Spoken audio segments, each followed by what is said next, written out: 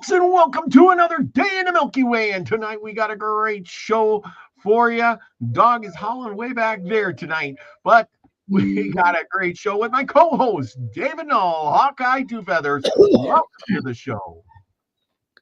And late as ever, but even though I'm always late, I continue to pray that each and every one of you will continue to learn how to accept and receive the knowledge, the healing, the wisdom, and the blessings from the universe. And this is show number 193. Is that correct, Robert? Absolutely correct. 193. Can you believe it? 193, and I'm wearing my Native American Myths and Legends shirt with Robert and David. Hawkeye Two Feathers, the best storyteller on YouTube. So there you go. Go get your shirt just like this over on the Mystic channel over there on her Streamlabs, where she's carrying these shirts, and you too can join us where you can have one of these too. And if you don't like a shirt, you can get a mug or something else, hoodie or something like that. So I thought that was in the thing. But anyway, yes, there it's in the pinned comment up above if you're in the chat, and it says that you get a free sticker with a sticker pack with every order. And yes, it's at the merch store. Just send her Nina a hey, I got something, and she will send you a sticker pack, and that's pretty much that simple.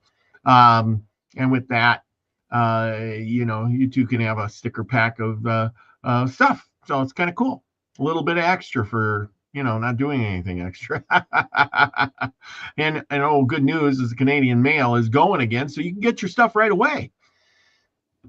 So back to the show. We're going to have a great show tonight. Tonight we're talking about Lucien Maxwell Bonaparte.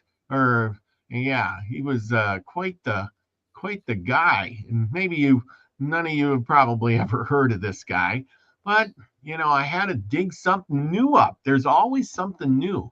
Lucien Bonaparte Maxwell. Have you ever heard of this guy? No, actually.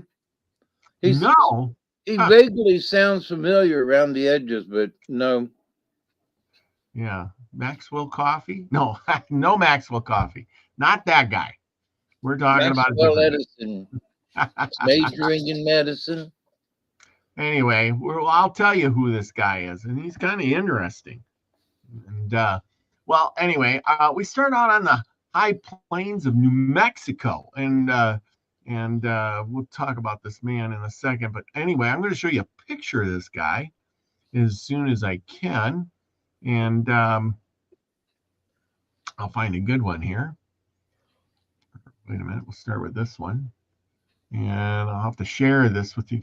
But this guy was a land baron. And, this is a guy we're going to be talking about tonight. And there you go. He owned a big chunk of land.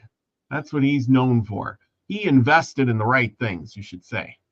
Anyway, down by New Mexico and Colorado. Well, back in the day, that's where the Indians lived. So let's find out about how this guy got so much land and in these areas where the Indians lived in such an early state. So we'll join him on the new high plains of New Mexico. And there once stood a man who owned more land than any rancher, any cattle baron, or politician in his day. His name was Lucien Bonaparte Maxwell, and if there ever was a man who carved out an empire out of the wilderness, it was him. Born in 1818 in the tiny frontier town of Kalakaska, Illinois, he came from a humble blood, part Irish and part French Canadian, that is. But like so many restless souls of the 1800s, the West called to him. By 15, he left home and he joined the fur trade and found himself riding beside legends, men like Kit Carson, hunting beaver and trading pelts across the Rockies.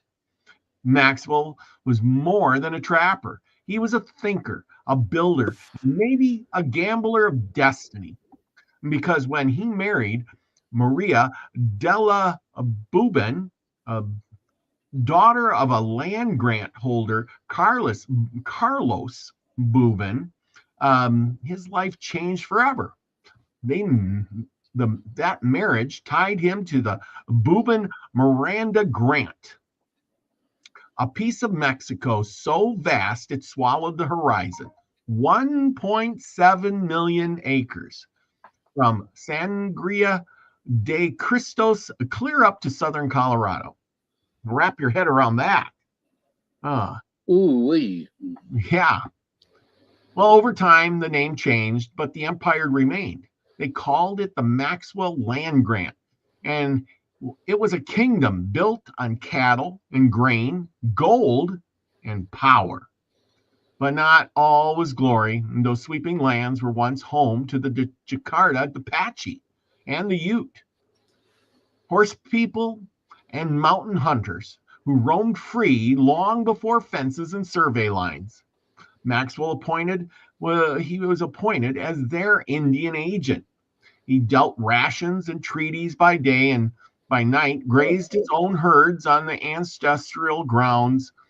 A man caught between duty and ambition, or maybe a man who saw opportunity where others saw wilderness. Well, anyway, shoot, I lost my place here. Sorry, everybody. That is not my intention here. Anyway, this guy owned a lot of land, a big chunk of land. And where was I? Oh, it gets even better.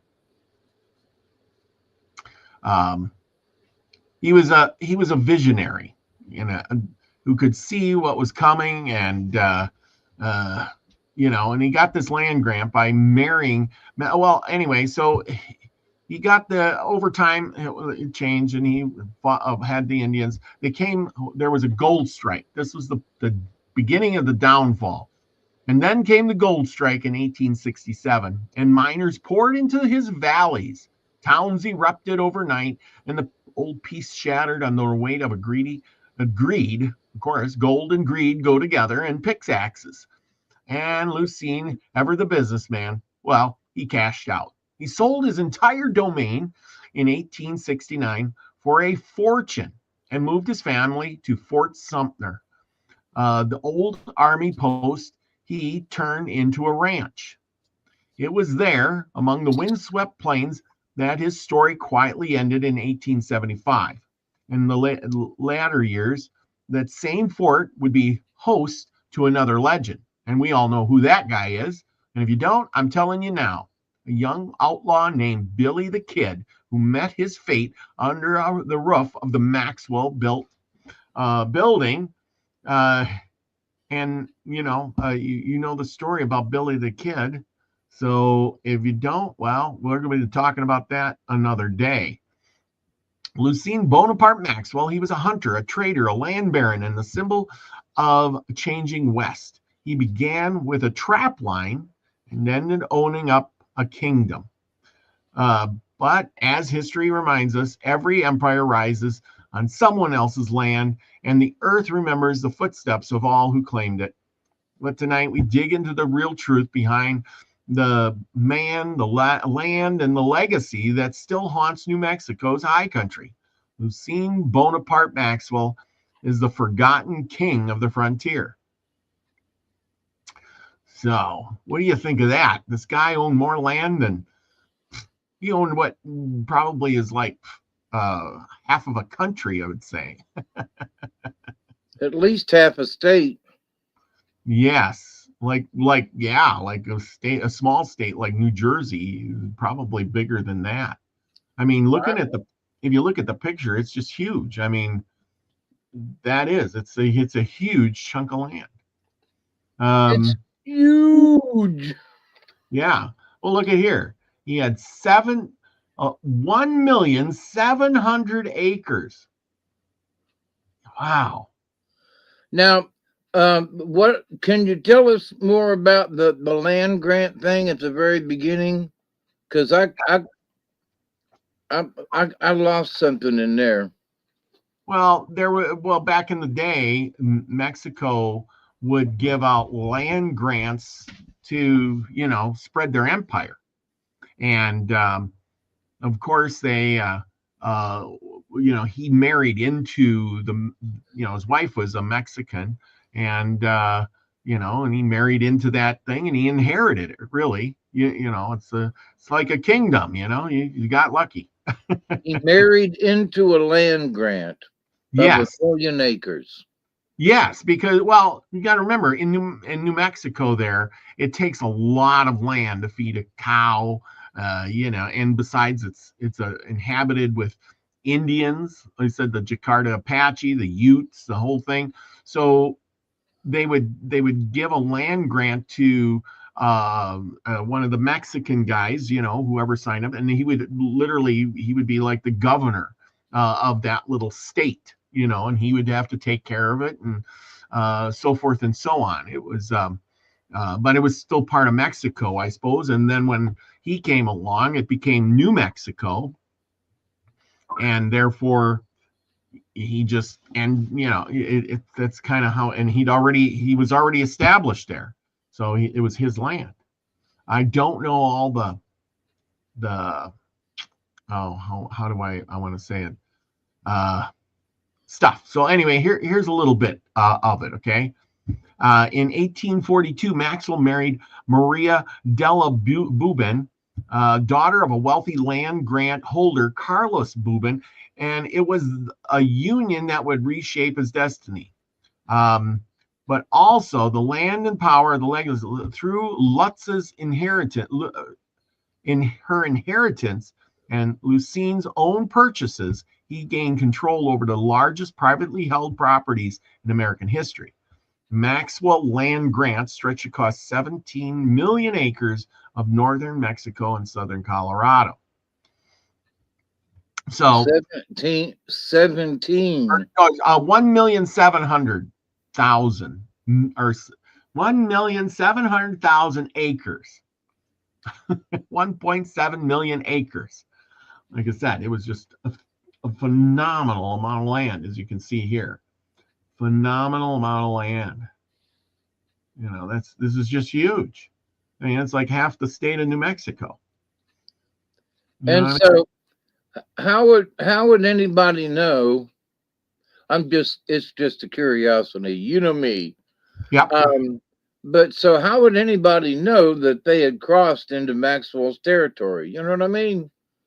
Yeah. The native folks, the Ute and everybody, they're probably going, who is this Maxwell guy? If they ever found out that he, quote, owned it, And I wonder what the chances are of him actually riding the whole range of his area, Yeah. It'd be like I'm thinking the Ponderosa, Mm-hmm. Yeah. No, I get it. Yeah, it's so big, people could cross it. Obviously, they were building towns on it. So what a land grant is, it says a land grant was essentially a massive tract of land given or confirmed by a government, like the Spanish, Mexican, or later the U.S., to an individual or a group or a community. It was meant to encourage settlement, ranching, mining, or military defense of the frontier regions.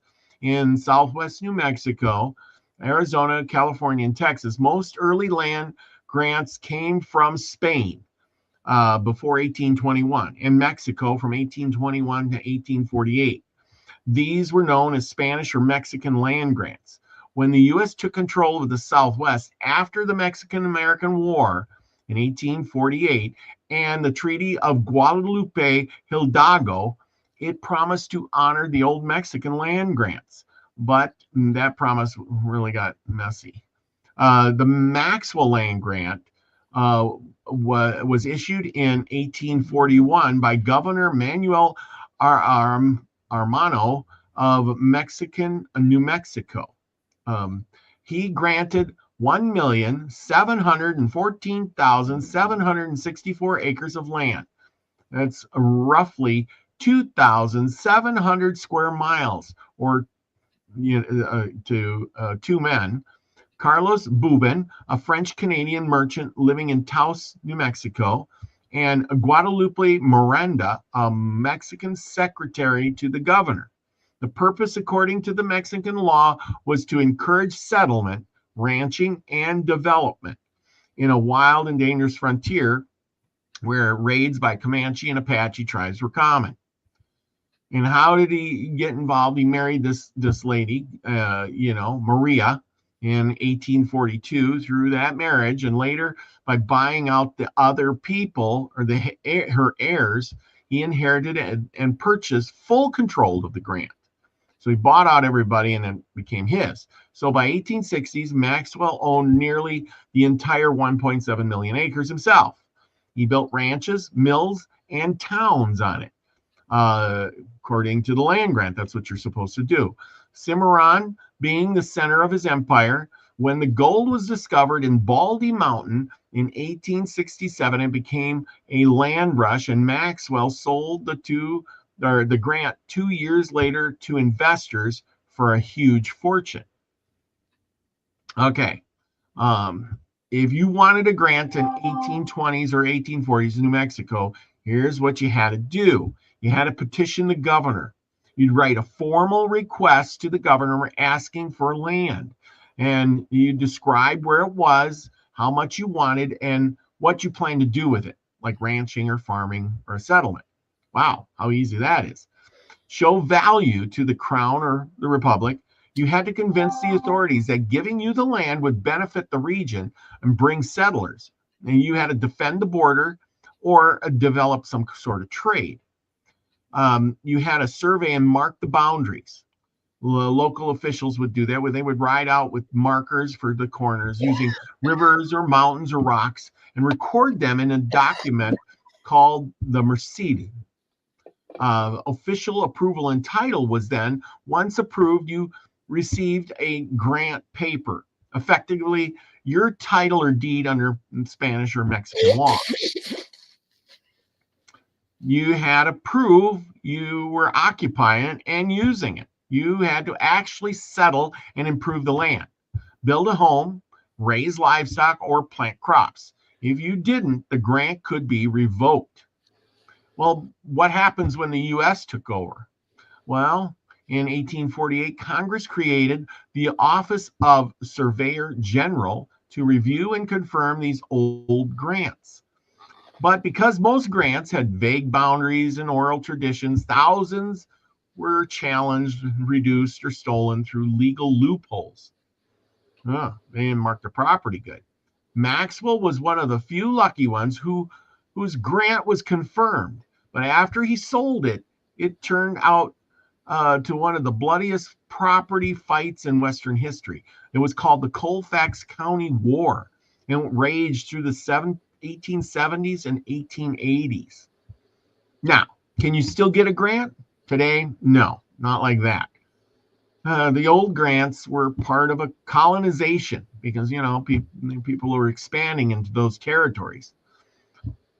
Today we would call it the federal homestead laws, but those ended in 1976 for the lower 48. Now, the Bureau of Land Management, the BLM, we all know who they are, they had leasing programs, and they had also private land sales or conservation grants.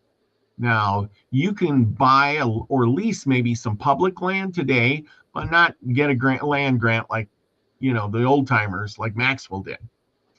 The land grant system was, a vision to get people out there. It also encouraged building towns and ranches in places you probably wouldn't want to go.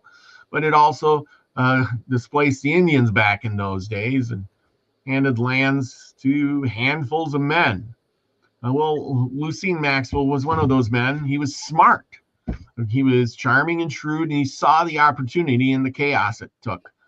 And in the end, he showed us one timeless truth about the frontier. The land never really belongs to anyone. We just hold it for a little while. So that's what I get out of a land grant. What do you think of that? Yep. Now, you lived back in the day. You could have, up to 1976, you could have went out and got a land grant. How about that? You I missed tried. out. Oh, you did? Well, tell us Yep. about that. Well, there was a bunch of hullabaloo. Oh, land grants, United States government is still giving away land for homesteading, and so then you started looking around, and there was supposedly in Montana and Idaho, supposedly there was still you could get a land grant in those two states, and it'd probably make the people mad in those states that the government was going to give away their land. But that quickly went away. So by the time you could find the forms to fill it out, it was too late. Ah, that's what happened. It was very complicated. You just didn't go down and hey, I want some of that land over there. Nuh-uh. Well, They made it very complicated. Well, according to this, it sounds like you had to go and stake it out and what land you wanted, and then write up probably a form of what you were going to do with it, and then you had to go out there and have enough money to build a house and farm the land and make money off it, or improve the land for so many years in order to actually get the land in the end, right? Yep. And supposedly the state of Alaska still has a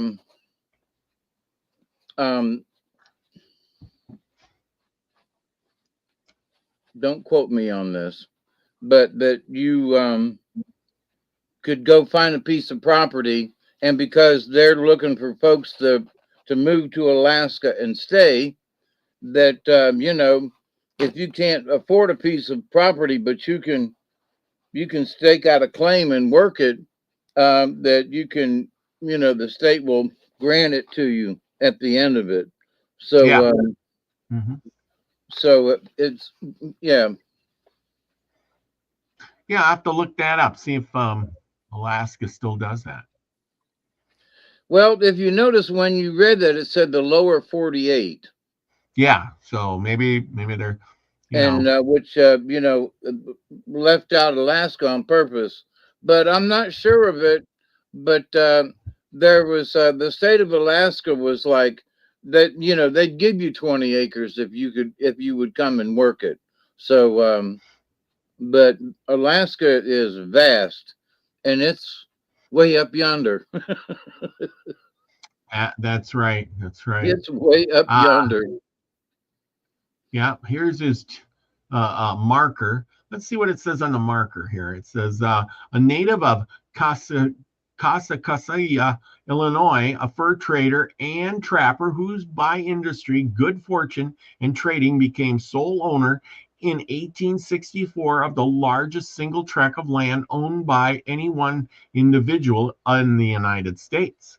Maxwell founded the First National Bank of Santa Fe, New Mexico, and invested $250,000 to help build the Texas Pacific Railroad.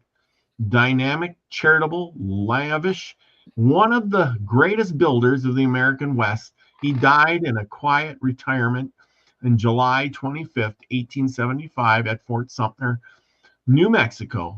He was born September 14th, 1818. Amazing. He was one of these guys who really shaped the West. Because he started out, it's one of those stories where, he was just a kid and he went from plowing fields or whatever and fighting Indians probably, and, shooting your food every night in Illinois, to going out West, trapping with some of the most famous people out there, probably fighting with Indians and stuff, and then marrying into a family and inheriting some land and using your fortune that you amassed while trapping to have an empire. Rags to riches story for sure.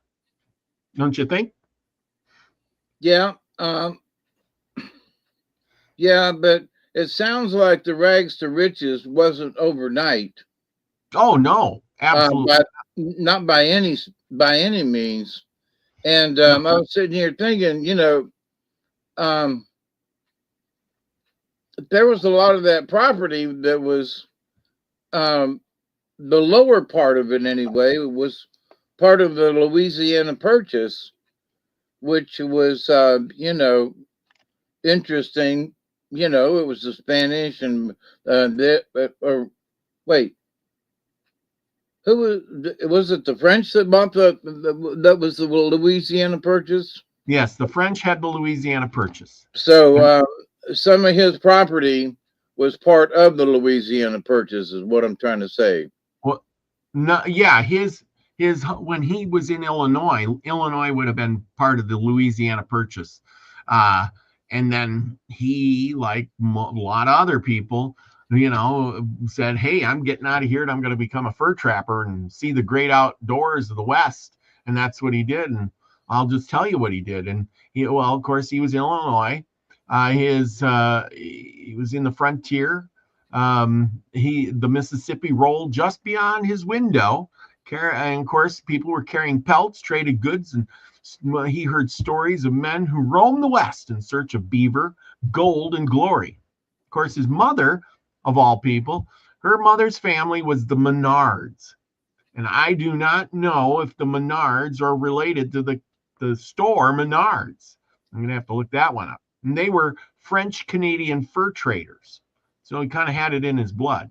His father was Irish, and giving Lucien a mixed bloodline of business sense and wanderlust. Of course, he probably had big dreams, like any kid. And by 15, he was restless. And he said, heck with this. And he joined the American Fur Company, which, Ashley's 100 there. And he drifted into the West, what was then Mexico's frontier, not New Mexico, New Mexico. He learned to trap and trade, and he survived besides, working with men like Kit Carson, who would become both his lifelong friend and partner. Go figure.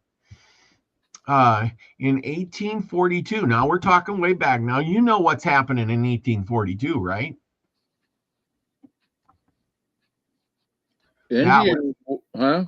Well, the 1840s was kind of the end of the fur trade.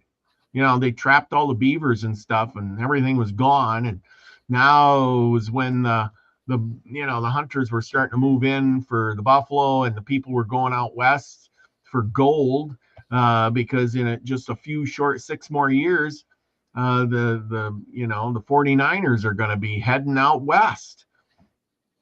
Well, of course, he's out there. Taos, New Mexico is there. He's friends with Kit Carson. Kit Carson hung out in Taos, New Mexico. He met this daughter, of the Maria, of the Boobins, and of course, daughter of she was wealthy, for Carlos Boobin, and of course he got married. He gained the power of the land and stuff through Lutz's inheritance and Lucien's own purchase. So he used some of his money and purchased more land. It was one of the largest property owners. And believe it or not, who owns a big chunk of that land today? You'll never guess. Well, anyway. So who? Oh, of course you're going to ask that. Well, Ted Turner. We've heard about Ted Turner before. And Ted Turner. Good old Teddy, huh? Yeah, one of those giant ranches out there. Other people that have Thomas Carlton or Cateron, I think it is, and Ted Turner. They hold some of that land today and have big giant ranches out there. So yes, the land got divided up, but still all in all, it's held by other big land barons of the day. I bet you Bill Gates owns land out there too. How much you want to bet? Anyway, well, he had this empire and he grew cattle on it, and he grew crops, and he used that for army contracts. And he became an Indian agent for the Jakarta Apache and the Ute tribes. And sometimes he was a peacemaker, and sometimes a profiteer, of course. And he supplied them with rations, because they were on the reservation. And he had his own stores. He leased land for their agency, so he was making money there. This guy was making money hand over fist. But then his own herds grazed on the ancestral hunting grounds. Gee, how convenient that is. Of course, when gold struck his land in 1867 at Baldy Mountain, the prospectors swarmed the valleys, and Maxwell, ever the philanthropist, sold his grant in 1869 for a staggering $650,000, an unimaginable fortune at the time. Wow, $650,000. Oh boy, not even $1 million. All that land. Whew. But anyway, then he moved to Fort Sumter, and there he converted the old army post into a ranching hub, and he raised cattle. Let's get to that. Fort Sumter. There you go. And he raised cattle, and he lived in what became the strange crossroads of Western legend. It was Fort Sumter that Billy the Kid would later meet his end, and under the same roof Maxwell had built. And we have the story of Billy the Kid. So what do you think of that? Yeah, it's the same Billy the Kid was an outlaw. He was. I know. He was an outlaw, and now we know why he was hanging out there. He was probably working at one of those ranches that this guy owned, or fighting with, because they were all battling over these things. Well, I guess he would have been dead by this time, and they would have sold the land, and that would have been in. That's why they were having all those battles. Now it makes sense. We always wondered why they were having the Billy the Kid and Young Guns, the movie. I guess you remember seeing that movie, right? And they're trying the regulators, and they're fighting with the other things, and the Tunstall got a ranch, and he's fighting with the other guys, and they killed him off. And well, now I know what the deal was. Is they had this big chunk of land, which was Maxwell's ranch. It got divided up into other ranches, and now these people were fighting over who's going to control what part of the land and so forth and so on, because now it's the 1870s, 1880s, and the Indians are pretty much gone off the land by this time. There ain't much for Indians. So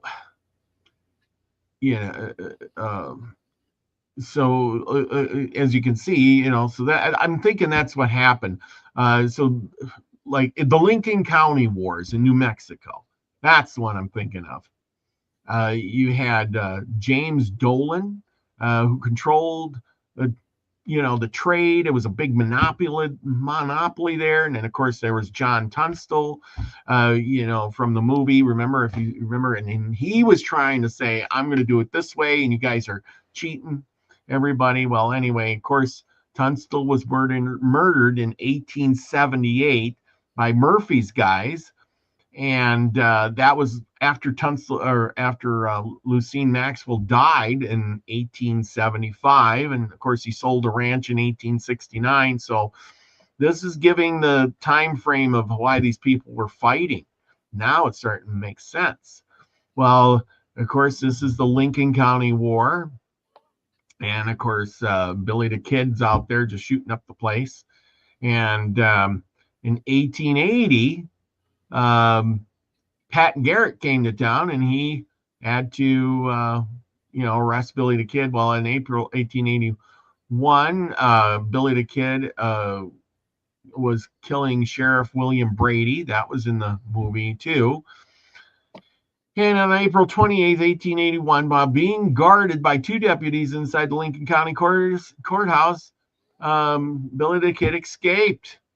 So, the hunt was on for him, and we're just going to skip through a lot of this because you guys already know whatever happened here to Billy the Kid. And of course, he ended up getting shot, and Garrett and two deputies arrived at this place here, the Fort Sumter House.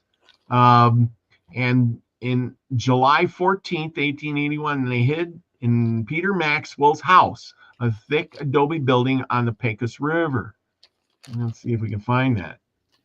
Oops, maybe it's this way. I think it might be this one. Something like that. Anyway, this would probably be more like it, I imagine.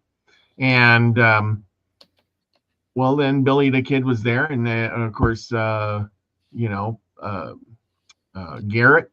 went in there and shot him, and so forth and so on. And now the legend is born.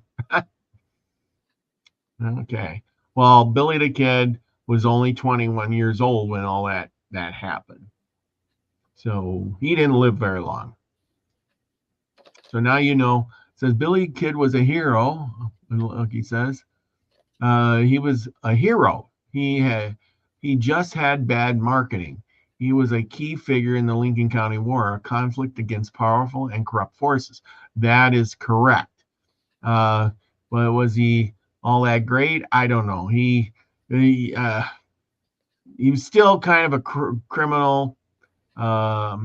Chisholm was a big land baron too. Yes, Chisholm was. If you look it up, John Wayne played Chisholm in a movie. So very good.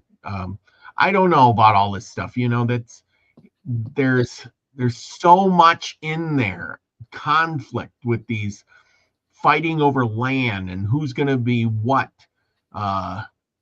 It gets really, how do I want to say it? Complicated. Convoluted. Yeah, because, and of course, as long as one guy's running it, everything was fine. But then you divide it up and everybody's scrambling to get their little share of everything. And that's... We've all seen, well, a lot of us have seen those old Westerns. And,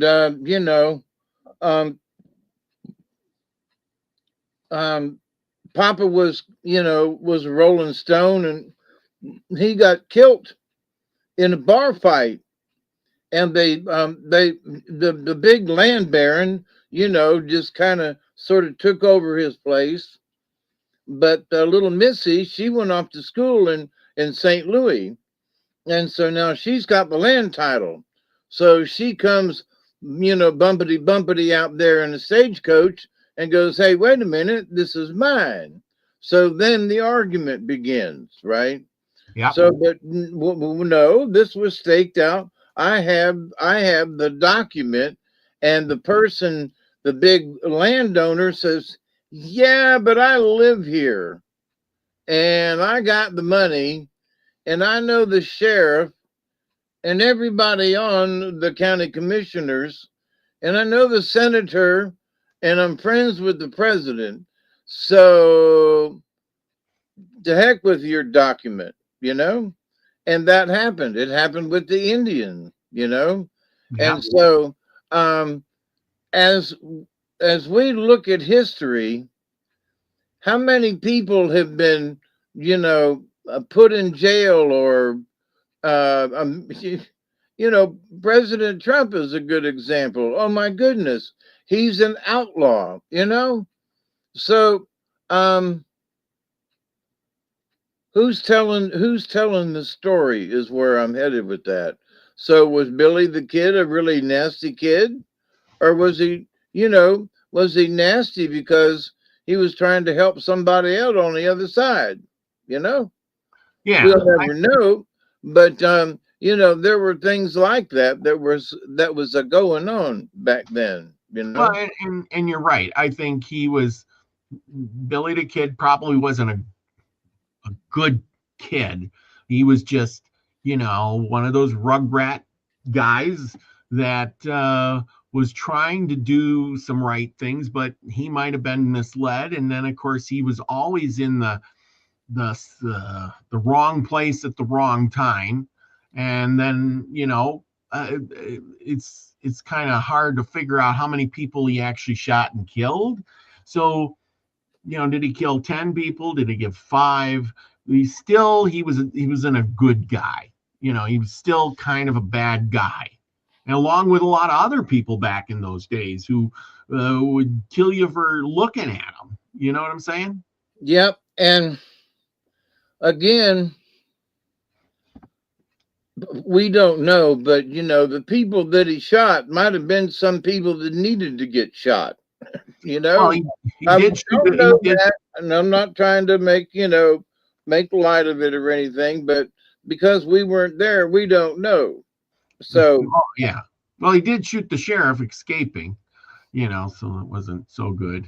But that's the thing. He did plenty. He did enough killing, even so, to warrant that he wasn't a good person. Right. And he kept trying to get status of pardon from the governor, but that didn't come through. And so all of this stuff got cut short, a little here and a little there for him. Like I said, Pat Garrett didn't go in there to arrest him and just say, "Hey, I'm here to arrest you." And Billy Kid probably said, "Oh yeah, okay, here I am." No, he went in there at dark to surprise him, and then still shot him because he knew Billy the Kid was dangerous. Right? Yep. Yeah. When you're a dangerous person, you're a dangerous person, and Pat Garrett knew it. I mean, he hung out with Billy the Kid before he arrested him. He knew what Billy the Kid was all about. He wasn't there to shake hands and say, I'm here to arrest you. You know what I mean? He knew how a good a shot he was, Yeah, Billy would have probably killed him, and said, "Hey, you're not taking me in. I was arrested before, and I'm not going back." But just like all those guys back in the day, they were necessary evils, put it that way. Most all the sheriffs that were hired in a lot of these western towns were bad men before they became the sheriff. Yep. They were out, the only way to get rid of bad men is to get a bad man to get, fight against them, because a good man is not going to fight them. But you had to find somebody that was worser. Yes, exactly. I was just reading about a guy the other day, and they hired him to be the sheriff, and this guy was rough and tumbly, and man, he went into the town and he fired all the deputies, and he knocked people up beside the head and put a lot of people in jail for just little stupid things. But he was showing his establishment of, hey, I'm the new boss in town. I'm the sheriff. Nobody talk back to me, or I'll knock you upside the head. I'll shoot you dead, or I will put you in jail. One or the other. Here's your choices. Yeah. So when he walked, top dog. That's right. And when he walked down the street and some guy said, I'm not surrendering my gun, he was like, hey, you surrender your gun, or you can, maybe you won't be able to hear to walk it out. And that's what he did. He did that a few times, and everybody shook in their boots, and town got cleaned up like right away. But eventually, once the town got cleaned up, the bad man was still a bad man. And they said, we don't need that anymore. And they fired him. And that guy went out and moved to a different town far, far away. And then the town went back to being bad, and they called him up and said, we need you back. And he came back and rolled some heads and shot some people and straightened everything out. And the town was good again. It's just amazing how, they knew they needed somebody like that. But once the town was cleaned up, they didn't need him anymore. Yep. And that's kind of how the world works for that. It's kind of weird, but hey, let's get back to let's finish this up. Where were we? Oh, we were about this. So who bought this place? British and Dutch investors bought this place for $650,000. Just doesn't even seem like enough. Anyway, of course, he moved to Fort Sumter, where he lived out the rest of his life from 1870 to 1875. And of course, he died and his kids took over, and he was buried in the Maxwell plot near his home. Well, we were talking about the Jakarta Apaches. Who were they? They were nomadic nations. And we're going to talk a little bit about them. They were hunters and traders who occupied the mountainous regions of northern and New Mexico through southern Colorado. They suffered massive losses of land during Maxwell's rise. And Maxwell was their federal Indian agent in the 1860s, issuing rations from his own supply house. Go figure. Anyway, then we have the Ute tribes. They were horse people too. They lived up near the Rocky Mountains. Their territory overlapped the northern edge of his grant. Trade relations turned to tension as miners and ranchers pushed in. And of course, then we got the Kiowa, the Apaches, and their interactions and partners. These tribes raided near his land, influenced his allies in military contacts. He also had the Pueblo people.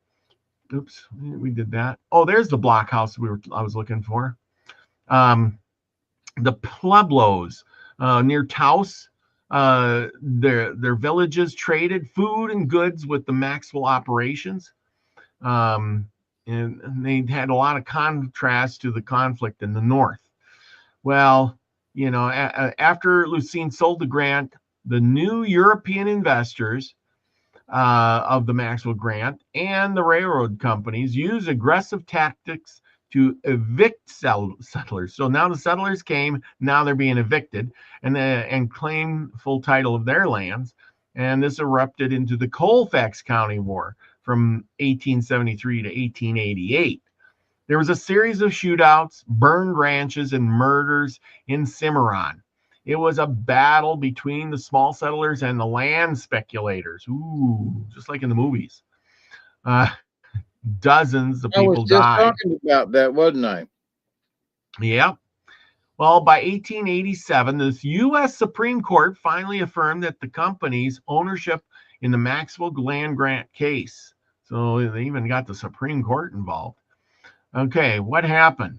Lutz, his wife, outlived Lucien by decades. She remained wealthy, but withdrew from the public life, living mostly in New Mexico and California. She saw her family's lands become battlegrounds for wealth and power. The dream she and Lucien built now torn apart by lawyers and guns, and she died in 1899. What happened to their children? Lucien and Lutz had several children, but their lines did not carry on a vast empire. Their son, Peter Maxwell, inherited Fort Sumter, where he most famously became linked to Billy the Kid. It was Peter's room where Pat Garrett shot the kid in 1881. Wow, how interesting is that? And Peter sold off most of the remaining properties and retreated from the spotlight. No large Maxwell family estates has survived into the 20th century. What remains is the name on the towns, the ranches, and the ghost stories across New Mexico. What happened to the land today? Pieces of the original grant now include Cimarron, Vermenjo Park Ranch, owned by Ted Turner, and segments of the Philmont Scout Ranch, run by the Boy Scouts of America. And so, yes, Maxwell's kingdom still echoes in New Mexico. So the Boy Scouts of America own a big chunk of that. Go figure. Oh, well, anyway. So what do we figure it all out? This guy, he was born to be a fur trader. He married into power. And of course, he brokered nations and settlers, made his wealth, and then he sold off and died as the railroad age, and the towns and cities were built around it. So this guy was truly a visionary, I would say, crafting everything together. Amazing, right? So well, what do we figured out? He was this guy, he literally made the West with his vision and his hands. You know what I'm saying?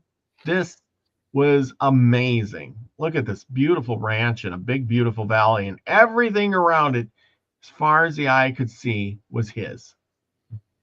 I can't even imagine looking at that today and saying, wow, that's all mine. Go figure. Anyway. Ponderosa.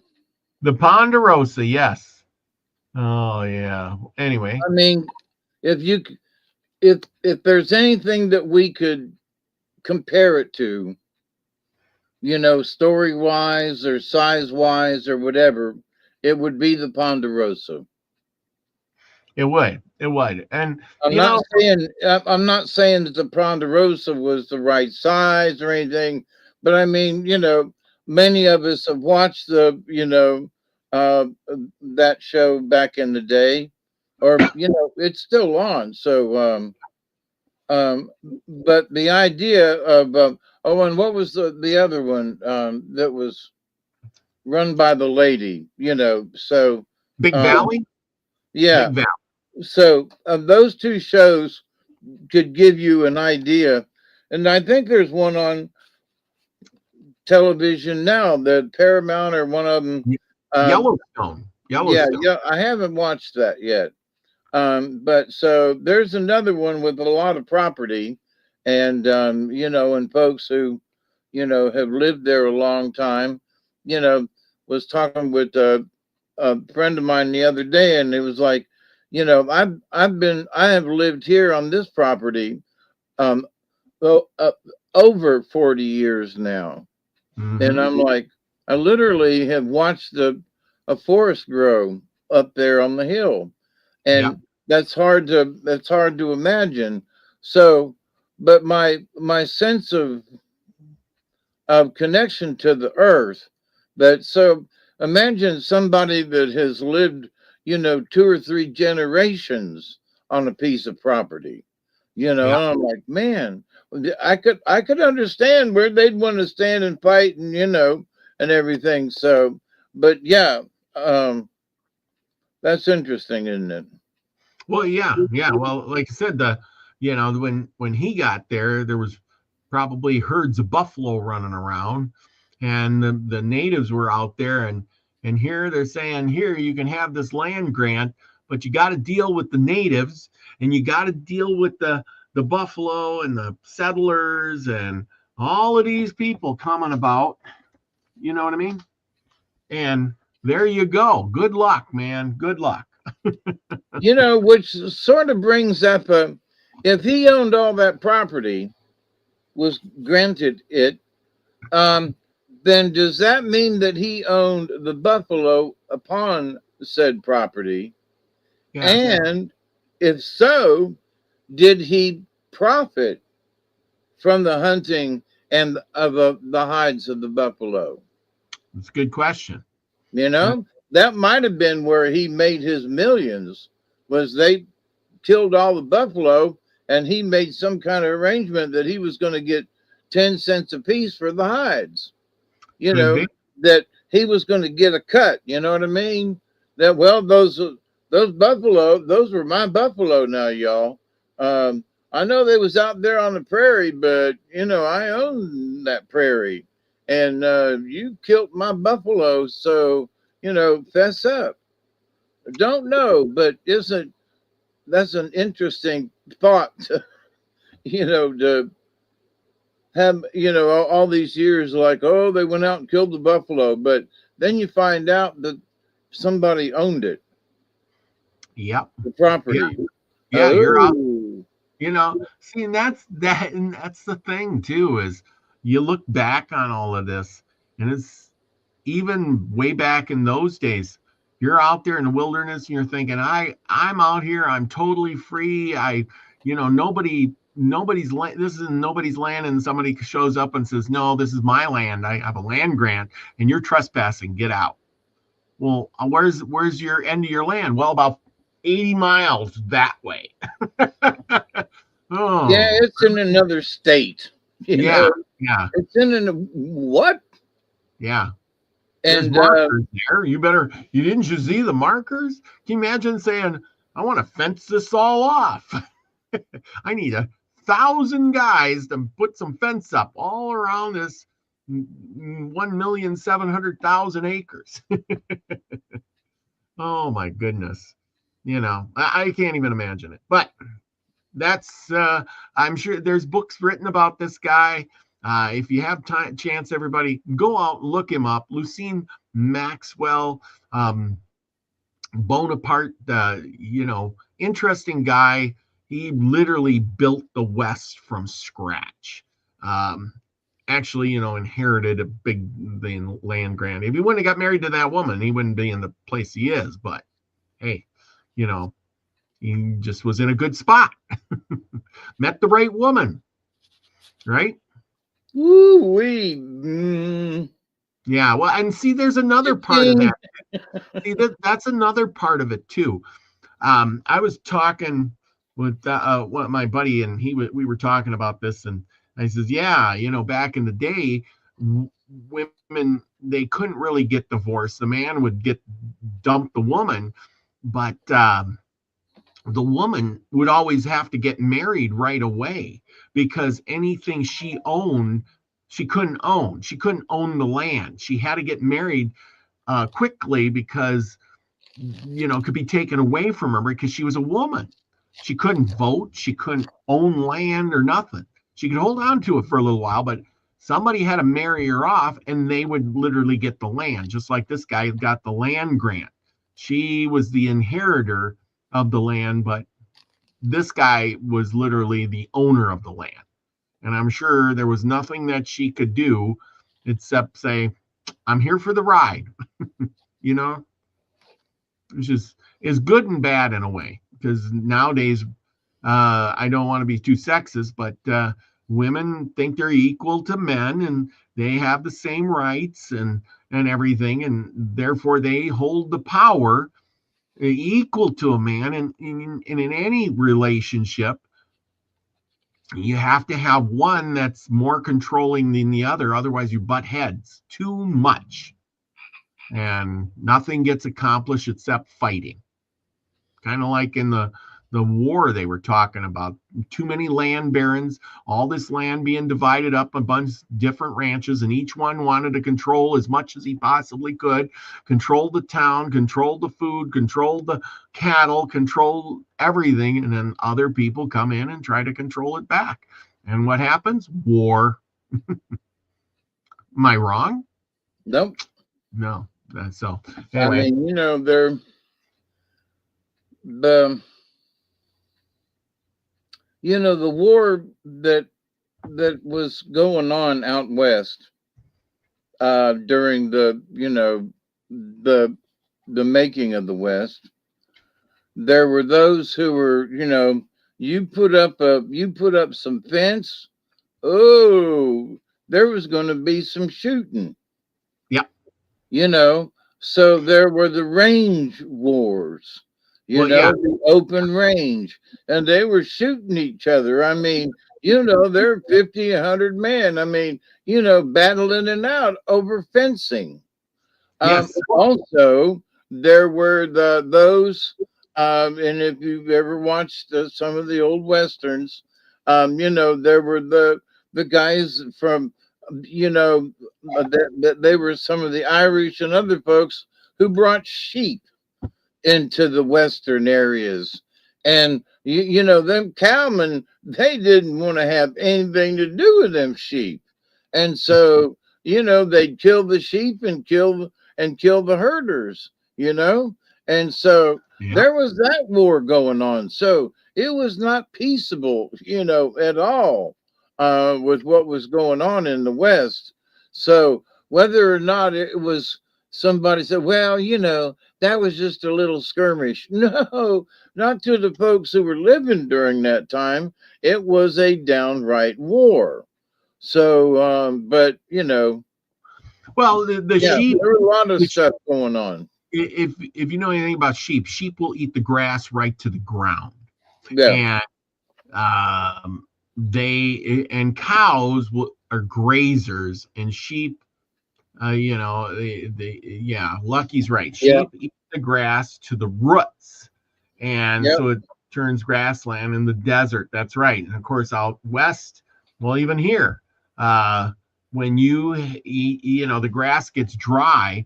If you got long, tall grass, it may hold a little moisture. The roots go really deep into the ground, but if you eat the grass off right to the root, if you don't get any rain, the grass dies, turns into desert, etc., etc. And yeah, goats are where it's at. Yeah, Scotty says the goats. Well, goats eat different plants. Goats will eat the tree branches. They will eat leaves off the tree. They will eat pretty much any weed and crap. But Goats yeah, are foragers like deer. yeah, yes. And sheep are more of a lawnmower. Put it that way. Yep, I've had sheep, they're a and grazer. yes, Showing up. yeah, whereas cows, they they move, they eat, they'll eat the grass and leave about yay much, or they'll get it down, but they never get right to the root. And a sheep is right there, and they will literally pull that out. And I remember my sheep will literally pull the grass out, and you got to keep them moving, otherwise they will destroy everything. That's why they have Yep, a sheep herder guy. Keep the flock moving. Otherwise, you overgraze the spot and you'll have one big barren spot of land. yep. So, yeah, yes, they eat everything. Well, goats eat everything, and but goats are not grazers like that. They won't get onto the ground and eat every bit of grass. They're weird like that. Um, Goats are brayers. Goats don't care about thorns. Yes, they'll eat it. Yeah, they eat it pretty much anything. They will eat anything. It's amazing what a goat will eat. You ever have goats? Not personally, no, but my sister had goats down in Florida, and then I've had friends of mine up here that had goats. But nope, I could never get fencing to keep a dead-gum goat in. Oh, don't worry. You don't need fencing for a goat. Goat is like a dog, and that goat, once he knows that that's his home, you could pretty much put him on a rope and a collar, and once he knows that's his home, he will stay there. He was like a watchdog. He will be at your house, standing on your porch. He'll climb on your roof. He will walk around your lay. He will wait for it. Be your best friend. Trust me, that goat will be number one best friend with you. Is almost better than a dog. Very loyal they are. Really, I've had lots of goats, and I was usually used to have a goat running around all the time, and they never left the yard. They never ran away. They stayed right there at the house. Yeah, Amazing how that was. They like people. They would follow you around. They would wait for you. They would literally sit on the steps and wait for you every day. Yep. Scotty Boy says, oh, he had 300 on the ranch. And he says, we used to tie a brick to a rope that held the goat. Yes, did that too. Cement block. Put it on cement block and just move the cement block every now and then. Otherwise, sometimes they get tempted, the goats. If you get a tall goat, a big goat, he'll jump on your car. yep. And so, anyway, What do we got next? We got a story. We got Oh, the that's story. right. Yeah, that's right. Oh, I have about 25 cards laid out here in front of me tonight. Well, we don't have 25. We got 25 cards for tonight. No, Holy cow. no, but it looks like it. Let's see, 3, 6, 8. There's a couple of double cards. In other words, they work together. So, all right.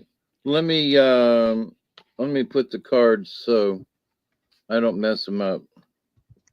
I got them all over the keyboard, and now I need to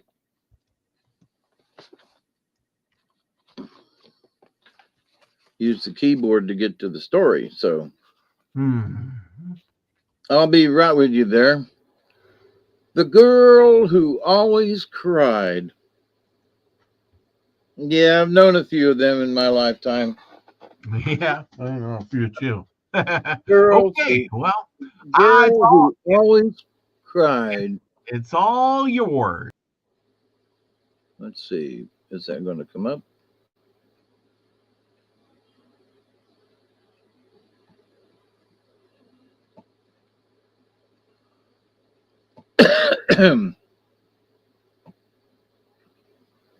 Boy, those are big.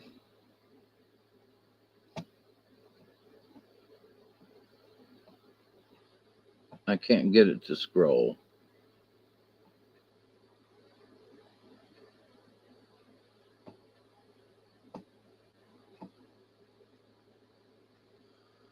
Hang on, my friends.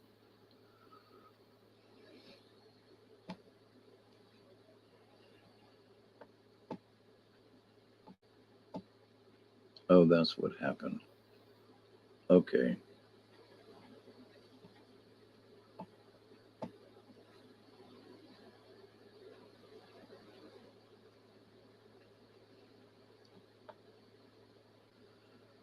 All right, our story. Our story for tonight. Finally, I got it in the right place. I'm still reading from the same book, The Loose Caps Country and Other Indian Tales by Cyrus Macmillan, 1922. The next story in our series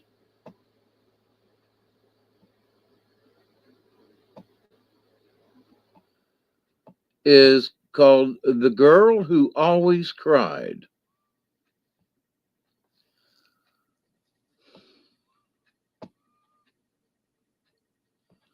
On the bank of a stream far in the west, Owl Man lived long ago in a little house under the ground. He had very strange habits. He always kept away from the great water, and he dwelt for the most part in the forest. He had very few friends, and he usually went hunting by himself. He lived on toads and frogs and flies. He would say but little, and when other people sat around him talking pleasantly, he was always silent, gazing into space with wide open eyes and trying to look wiser than he really was. Because of this, people thought he was very queer, and strange stories about him soon spread far and wide. It was said that he was very cruel, and that he was silent because he was always brooding over his past wickedness or thinking about some evil deed he was soon going to do. And when children were troublesome or disobedient, their mothers always frightened them into goodness by saying, "The owl man from the stream will come and take you if you do not mend your ways." And although the owl man was a solitary fellow, he thus had great influence in all the land. Not far away lived a man and a woman who had one adopted daughter. Because she was the only child in the house, she was much petted, and she was never satisfied. And she cried and fretted all the time, and kept always asking for things she could not get.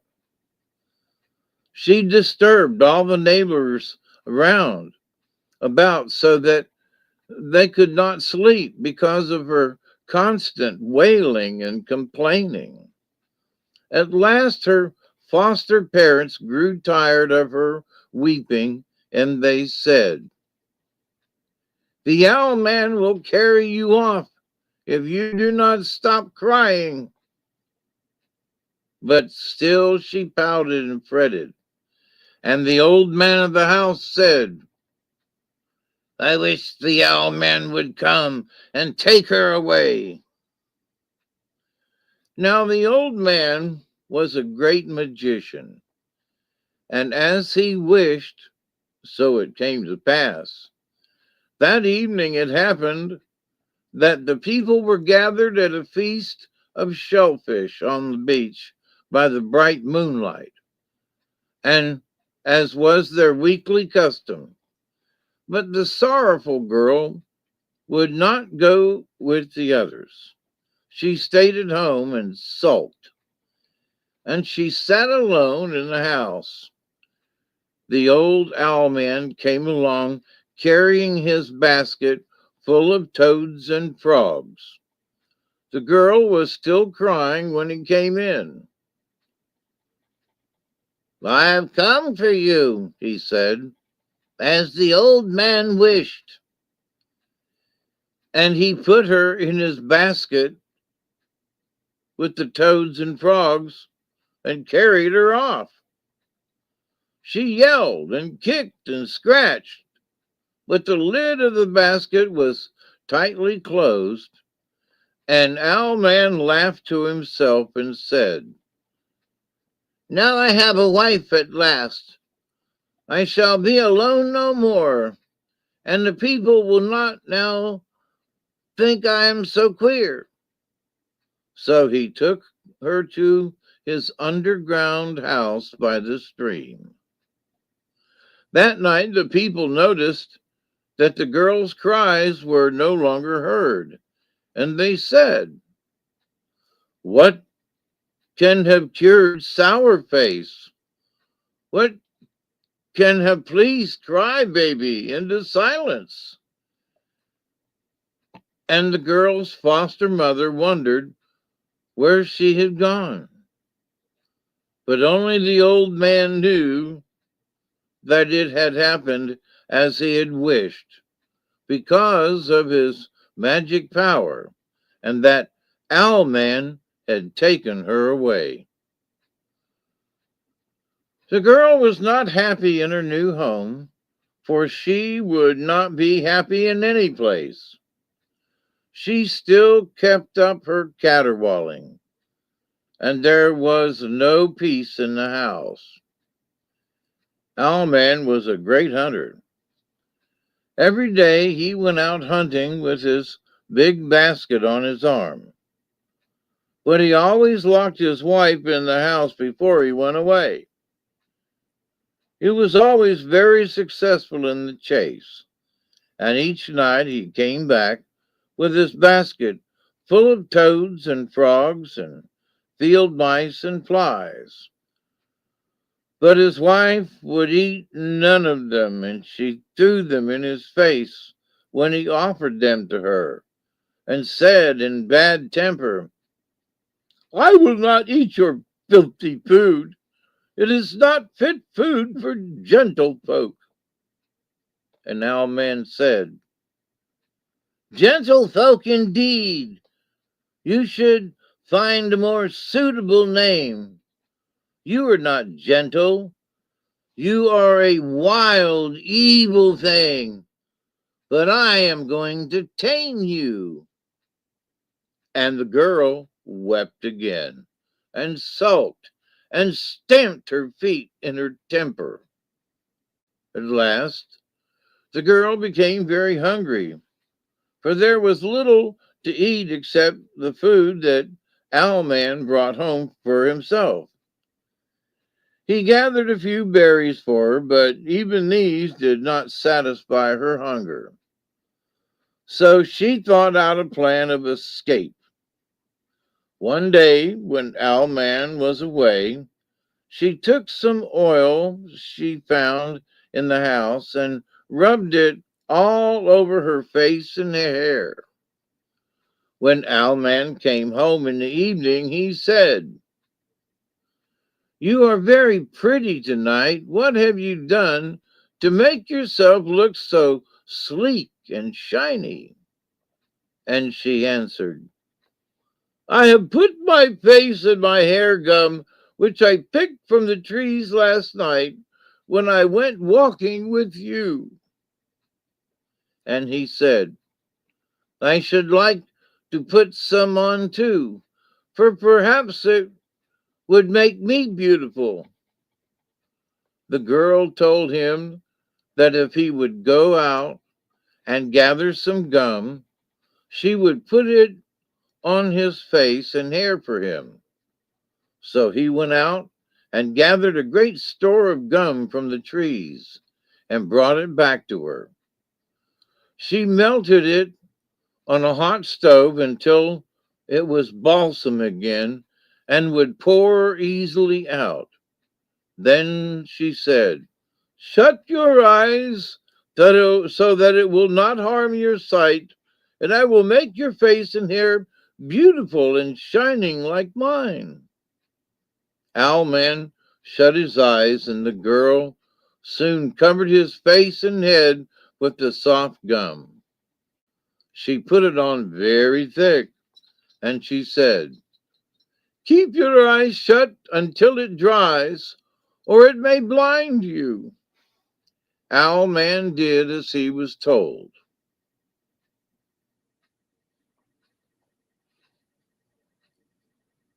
But when the gum dried, he could not open his eyes.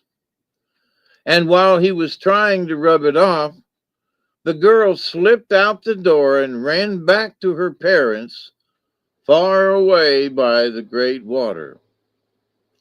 Owlman scraped the gum from his face and head as best he could, and when he could open his eyes again and could see pretty well, he went out into the night in search of his wife. And as he went along, he cried, "Oh, oh, oh, where is my wife? Where is my girl? I have lost my wife. I have lost my girl. Oh, oh, oh." And when the people heard him calling, they thought they would play a trick on him. So they said, "She is here. She is here." But when he entered their houses, the woman they showed him was not his wife. And he went away sorrowful. And the people all laughed at his confusion and said, "Owlman is getting queerer each day. He is far gone in his head." Owlman went from house to house, but he could not find his wife.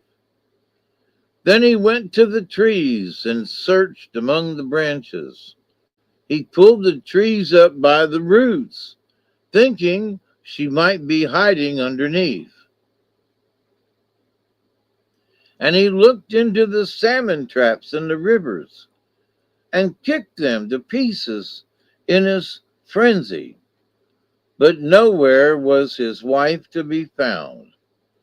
Then he went to the girl's house where she was hiding, and he yelled, "Oh, oh, oh! Give me my wife! Give me my girl! I know she is here! Oh, oh, oh!" But the girl's foster mother would not give her up. Then she began, then he began to tear down the house right over their heads, for the old man of the house was away, and there was no one else strong enough to stop Owlman in his rage. When the woman saw her house in danger of falling about her ears, she cried, "Stop! Your wife is here!" And she brought forth the girl from her hiding place. When Owlman saw her, his rage left him, and he was happy again. But just then, the old man of magic power came home. He had heard the hubbub from a distance.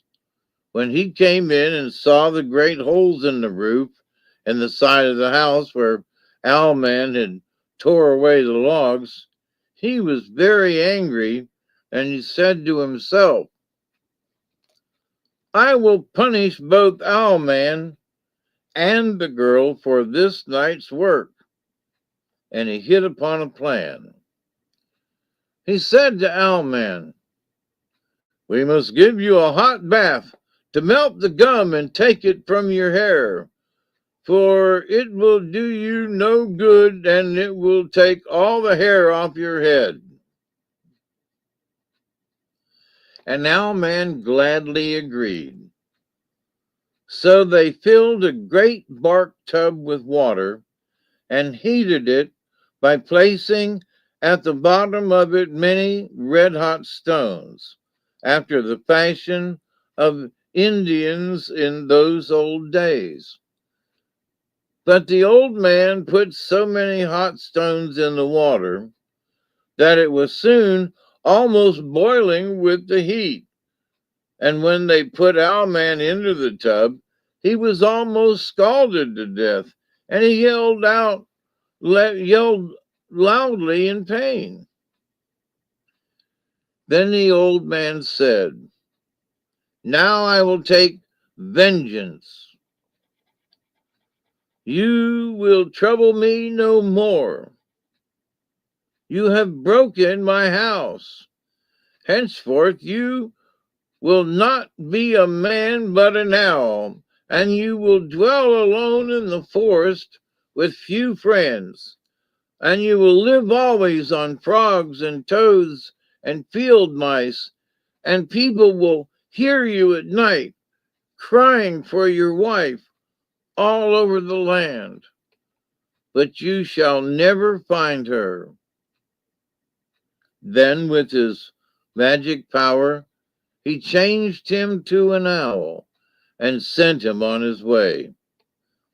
He said to the girl, "You have done me much harm too, and you have brought all this trouble upon me.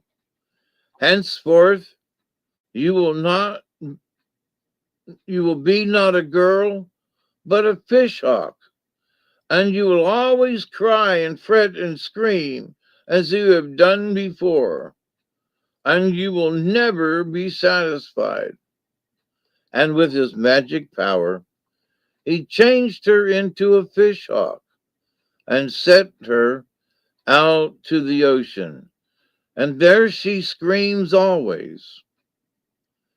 And she is a great glutton, for she can never get enough to eat.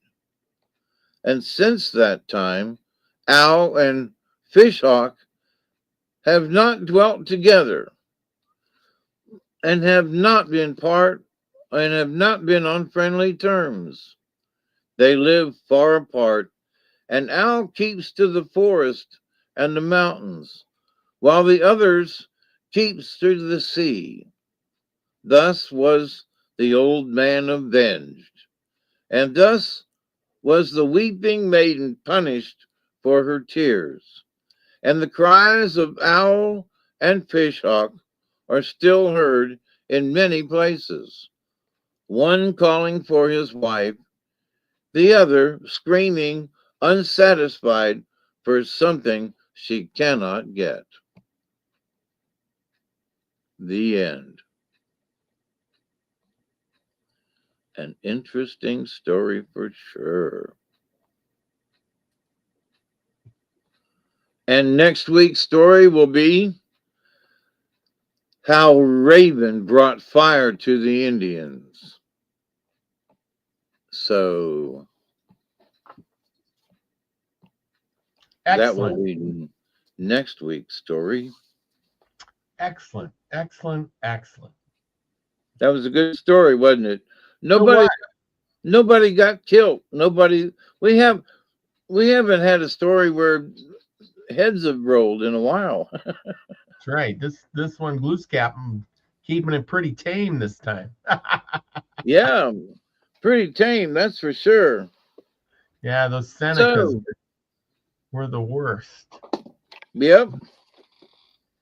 That was a good story. It was. Some of them, it's like, okay, they tell of old things, and they're curious, but some of them, he got his revenge. Well, what I want to say is, then why did he adopt her in the first place? But hey, That's right. So the cards have already been picked, but so pick your cards and see if any of these, if you're in any of these already. So we've got Eagle tonight, and I'm gonna pick Moose, Eagle, and Butterfly. Yeah, that's what I'm thinking. Well, you got Moose correct. That's the second card up. So the first card is Buffalo. The next one is Moose. The third card is Snake, upside down. The fourth card is Badger, upside down.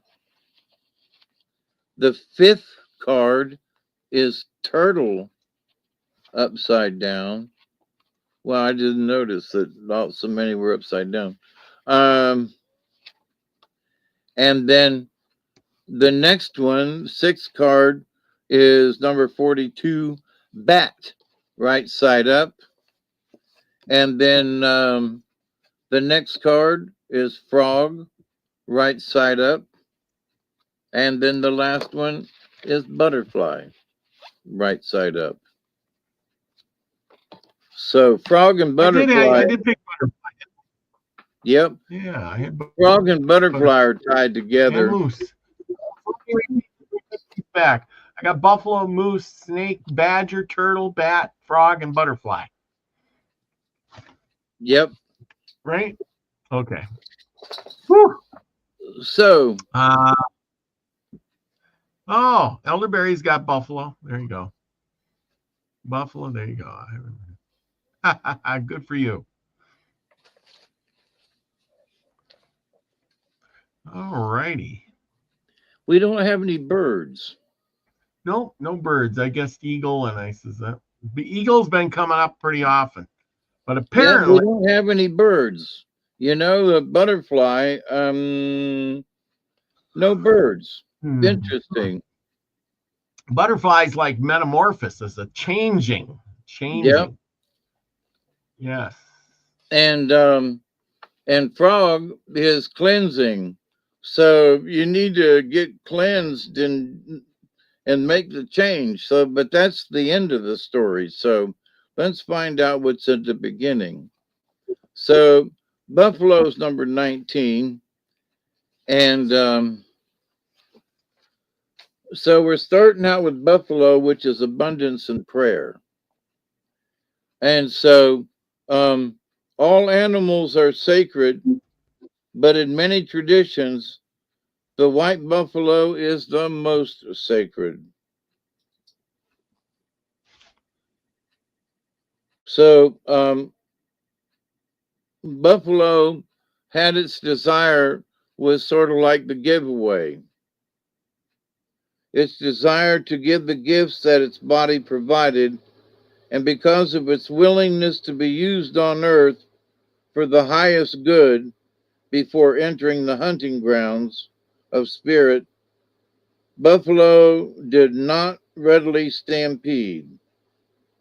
So it's sacred buffalo medicine that you achieve nothing without the aid of the Great Spirit. So moose, so prayer in abundance comes with moose.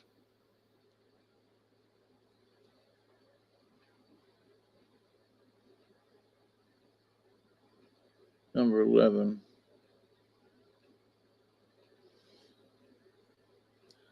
So with self-esteem. So prayer in abundance with self-esteem. Mooses found in the north of the medicine wheel, along with buffalo. So the two of them are both in the north. Self-esteem is the medicine of moose because it represents the power of recognizing that wisdom has been used in a situation, that recognition or a pat on the back is deserved. So buffalo is the giveaway and wants to give away itself, and moose is the self-esteem. Um, it's the power of recognizing wisdom. So it's the wisdom of the giveaway, if you will. Now 29 is badger. So we've got wisdom and self-esteem and prayer and abundance right at the beginning. So 29 is badger, and has to do with aggressiveness. So when badger's upside down, so there is the aggressiveness of fixing stuff. So if there's any anger in your situation because of badger, you need to get rid of it. Badger in the contrary position can issue in a time of reflection on what you feel helpless about. So, in another context, contrary badger could be calling you to use herbs and roots to heal your body, or possibly another. And the badger, with the aggressiveness of it, is that you will be aggressive in trying to help with the healing. But also with buffalo and moose, there is the aggressiveness of the wisdom. You know, you can't sit around and just let it be. So snake is the next one up, number 6. Way back the other way. Oh, snake is transmutation. The transmutation of the life and death rebirth cycle is exemplified by the snake's shedding of its skin. So that's the transmutation of it, which is interesting because that's sort of part of what is butterfly. But snake's upside down. So you may have chosen to mask your ability to change. So in other words, you've got the aggressive badger but snake is saying, wait a minute, I don't want to show anybody how I can make changes. So it might be that, you're a Democrat and don't want everybody to know that you're going to be a Republican, you know. Does this discomfort keep you from assuming the viewpoint of the magician within yourself? Is the old pattern safe or reliable or in a rut? In order to guide you beyond that place in your head which has become safe, but not being productive, become snake. Shed the skin, in other words. Feel snake's rhythm and you will dance freely, incorporating those transmutating forces of the universe as a part of your sensual dance of power. Shedding your skin and shedding all that is negative and, moving into the next. So, Turtle is the next card up, which is number 10.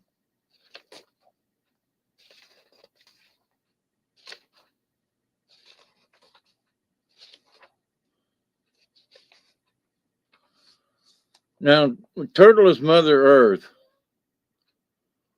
So there's the giveaway and the abundance and the wisdom of moose and buffalo, badger with its aggressiveness, snake with its transmutating of getting rid of old stuff and bringing in the new.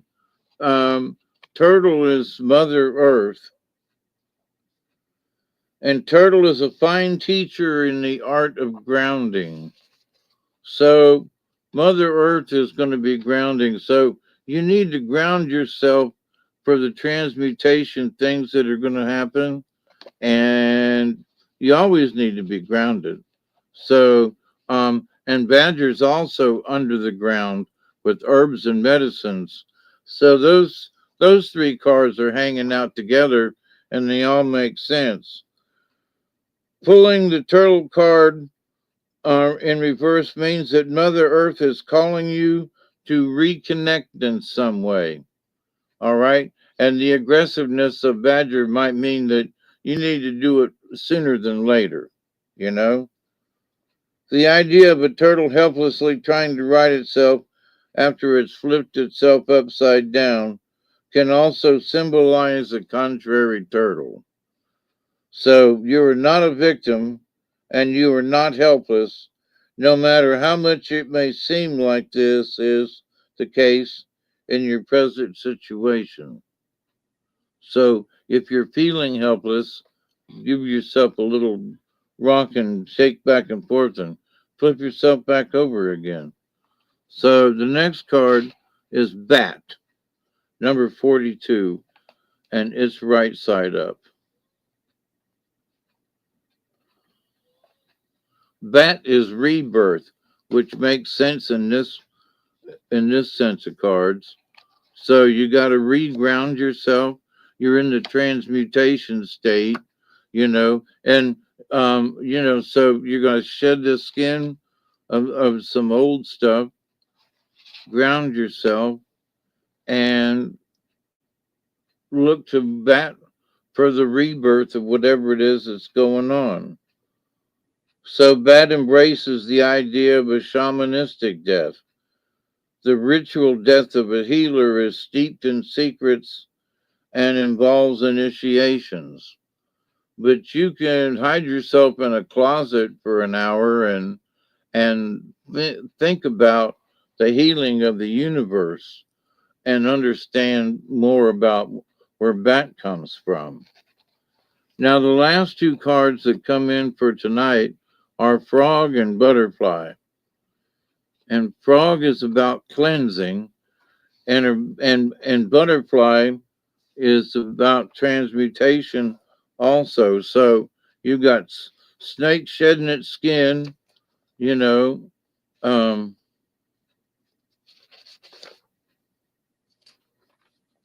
and Butterfly is transformation. So there's the different stages of Butterfly. So it's a tiny little egg kind of thing, and then it turns into a caterpillar, and then it turns into a pupae thing, pupa, and then inside that it metamorphosizes and turns into a butterfly. And so those different stages. So which state are you in during this time? And Frog is regardless of what metamorphosis state we're in, and that is going to help us to find what that is that sacredness from the Creator. So cleanse yourself and remember that butterfly is all about the transformation. So each one of us is transforming into another person, another whatever. Um, and we've got buffalo and moose to help us out right off. Abundance and sacred prayers, and so it's all good. So looks it looks like transformation and grounding is in order.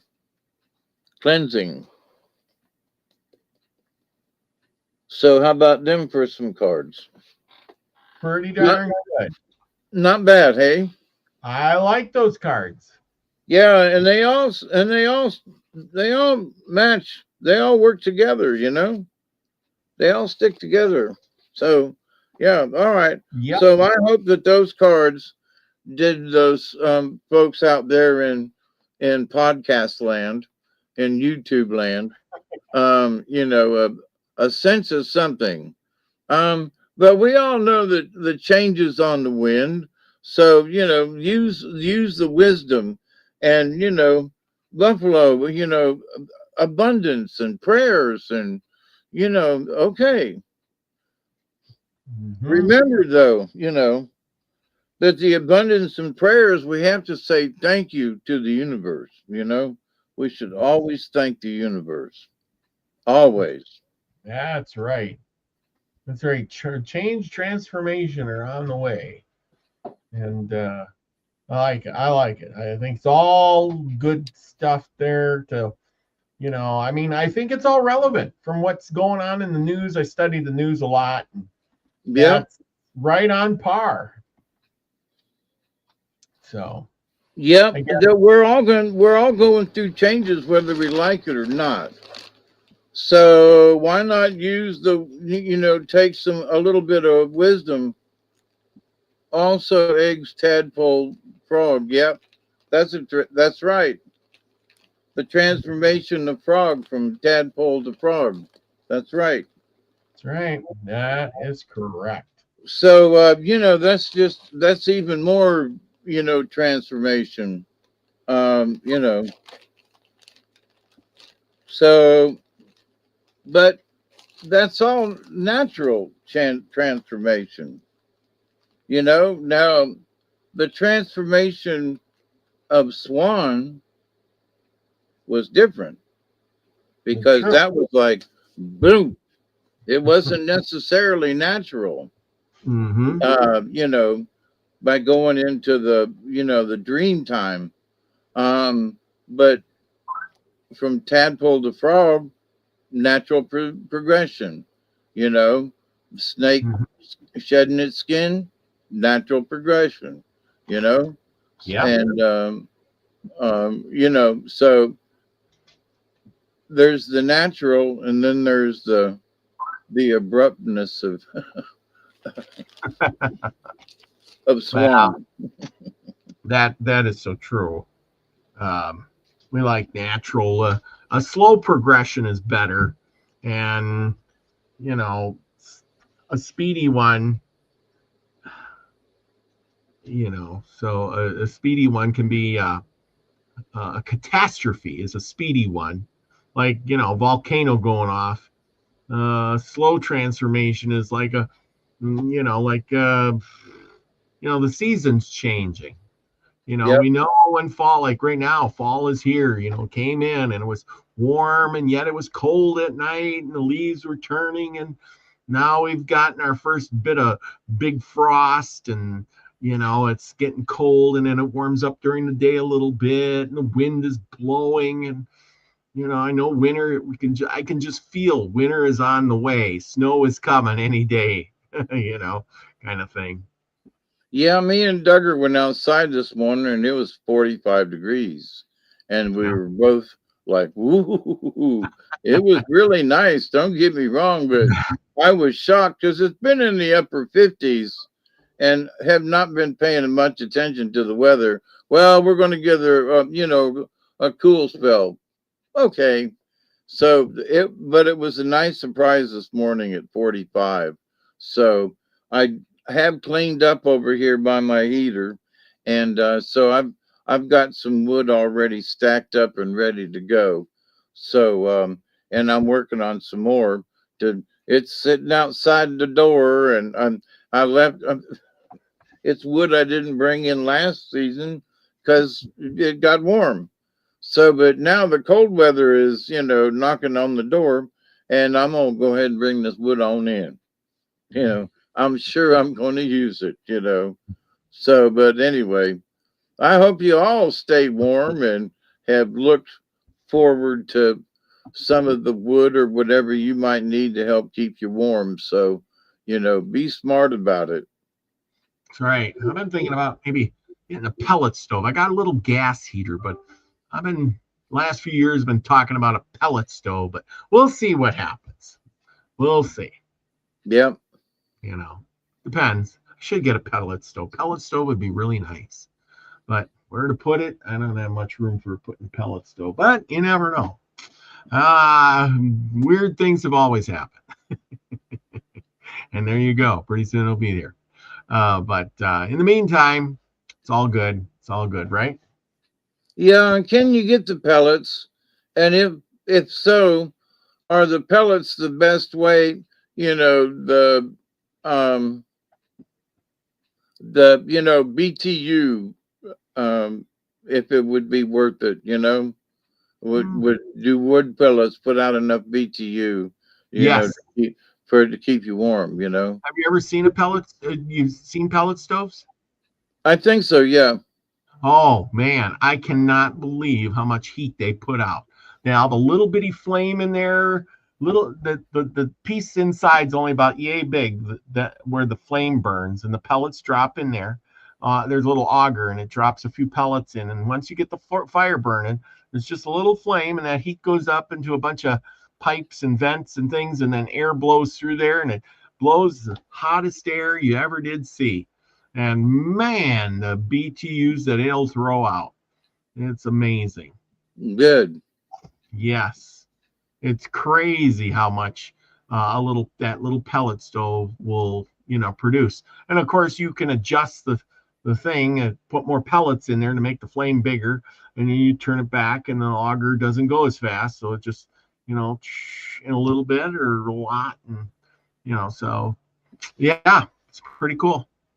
But it works off of more of that flame burning and then heating all the pipes inside, and then the air blowing through the pipes to make blow out all that heat from very little for the pellets. You can put corn in there. Some people use cherry stones or whatever you call them, the seed cherry pits or something. Yeah. And some people use corn. Corn burns. Once you get the corn burning, it'll burn really good. Really? Yeah. Elderberry says, Farmer's Almanac says dry and mild this winter for me. Yeah, I don't. What Elderberry? What does it say for North Dakota? Eh? That's my North Dakota accent there. That's how they talk up here. You hear them in the stores, the old timers, they're talking, and yeah, that's going to be a rough winter. Yeah. So, not to pick on, but it's funny. They got a little bit of accent because a lot of people that settled out here in North Dakota were Norwegian, Swedish, German descent, things like that. Some of them even were from Russia, So Yep. There's some towns, Russian towns in Montana and North Dakota area. So it's pretty cool. Pretty cool. Yeah, and a couple of times that I visited Canada, there were a lot of Russian inhabitants up north of us too. So nice folk.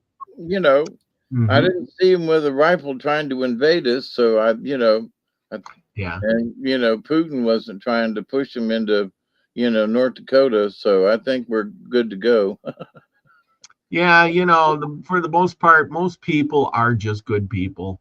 It's governments that control the people, because when you go, people are fighting in a war. What do you got against the other guy who's shooting at you, except for that he's shooting at you? The only reason he's shooting at you is because, well, he was told to. You're the enemy. But if you really met that guy, he's probably no different than you, trying to protect his family and his home and his way of life. And why can't we just let live and let be and everybody just be happy? We're living in the 21st century. You'd think by now that humanity would settle down, be peaceful, and just say, hey, everybody's got to say, let everybody be who they are, do what they want, and leave everybody else alone. But no, it boils up and people are mad because that guy wants one thing and this guy wants another, and this country's got resources that country wants, and it's all about money and power, and oh boy, and they can't get enough. But and that there is that. But a news reporter asked Trump the other day, why he was having trouble, bringing peace, in the Crimea with Putin and Zelensky.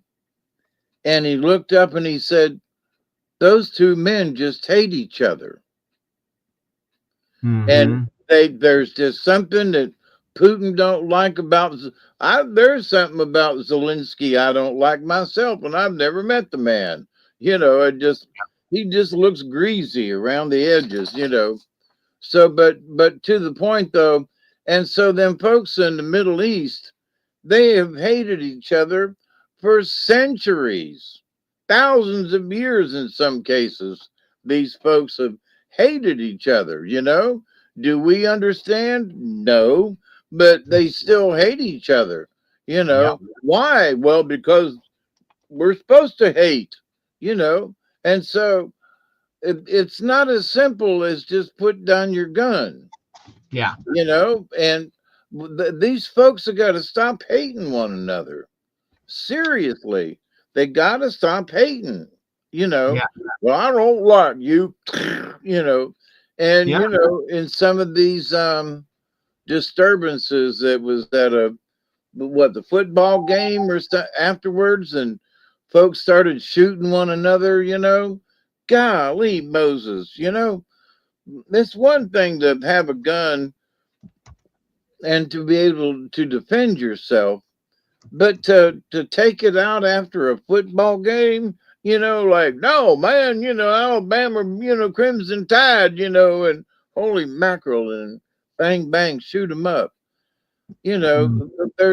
See, what I mean is there's rivalry, but then there's some actual hatred in some of that. I mean, even down here in the deep South, with the rivalry of football games, I hate the Crimson Tide, and I just, do whatever I could to stop them. It's nutty how people can cop an attitude, Yeah. and hold on to it. So we got to stop the hate. Just Well, absolutely. I mean, just because one person's idea doesn't match the other person's idea doesn't mean that one person should force the other person to take on that same idea. Then we would just all be, identical twins. Like, I think the same as you. Oh, you look like you want root beer and I want root beer. Everybody wants root beer. Nobody wants Coca-Cola. And that's how it's going to be. You get, you got to have diversity. I mean, it's great to have diversity, but I got my quirks too, that I don't like certain things, but hey, for the most part, let live and let do whatever you want. Just don't bother me. It's not going to hurt me what words you do, but just don't try to take me out because I don't think the same way, somebody else does. I'll congregate. I might not like Coca-Cola, but I sure want me a knee-high orange drink. Well, You know, exactly. That's the whole. I still like a soda pop, but mine is an orange drink. I don't like necessarily a Coca-Cola or even a Pepsi, but even a grape soda. I'll take a grape soda. Um, but and now the new pineapple flavor they got out now, I am stuck on that mess. I'm telling you what. And then there's a Dr. Pepper and a moon pie. Yep, that's right. That's a The old Mountain Dew and it was a green, and I got a bottle of it. It still had the logo on it, the Mountain Dew, and it's got the hillbilly on it. And in a glass bottle. yeah, the green glass bottle, and we popped the top on them puppies. And when they was cold, boy, talk about going down good. But things have changed over the years, but but diversity is what we should look for. And then there are the crazy people who are like, well, yeah, a man can be a girl, and oh, look at all the men who are going to compete in the Olympics when they get to LA. What? They're already arguing about it. Come on. So we have to have a dose of reality and common sense. And we got to stop hating on folks. I don't care if, transgender men want to compete, but not in women's category. They can compete all they want to. Let them not in the women's category. Let them compete with other transgender men. Thank you very much. Or transgender women, whatever they want to call themselves, but not in women's category. Nope. That's right. That's all. That's the only. It's a simple criteria. You don't have to jump up and down, compete by yourself, or with others, but not in the women's category because you ain't women. You're transgender. Pay attention. You made your own category, so then you should, But anyway, I digress. Our society has still got a lot to learn, and that's true. Hopefully we'll make some, common sense decisions.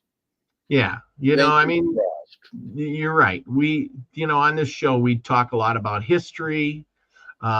We talk the stories. We're supposed to learn something from all of that.